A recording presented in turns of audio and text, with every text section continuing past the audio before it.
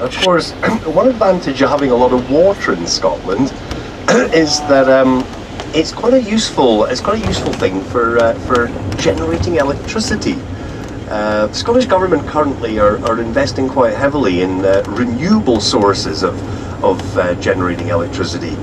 And we've always been quite lucky in Scotland in a way, because we do have quite a high annual rainfall, but it does mean that we do tend to have a lot of excess water, and since the 1920s this water has been put to use generating electricity. So quite significant amounts of electricity in Scotland are used by hydroelectric means. But of course all of the different countries in Britain, that's England, Wales and Scotland in the mainland, all the electricity generated, it doesn't matter where you generate the electricity, it can instantaneously be used anywhere in the whole of Britain, because it's linked into what we call a national grid system. So we can generate electricity here in Scotland, it can instantly be used in London, you know, it doesn't really matter where it's generated, it can be used anywhere.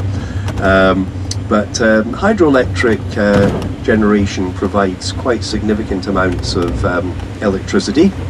Also, like a lot of countries, we're building a lot of these wind turbines now, using the power of the wind to generate electricity. Many of them on land, but there are plans to build more sort of offshore, a little bit out at sea.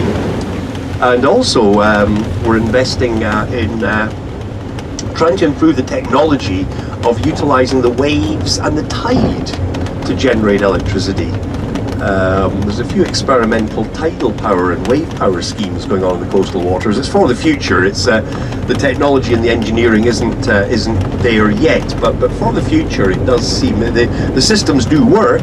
It's just to do it on a larger industrial scale will require a bit more time, but it is one for the future. They're actually supposed to be starting a new tidal power scheme between two little islands off the southwest coast of Scotland. Both islands are whisky-themed islands. This one is pronounced Isla. It's quite an exciting island. It has 8 whisky distilleries on Isla, and next to Isla is a little island called Jura. It's a little bit more boring. It's only got 1 whisky distillery, but there are the islands, of course, off the coast of Scottish waters. There's very fast-moving tidal currents when the tide is coming in and then going out, and that's ideal for turbines under the water to generate electricity.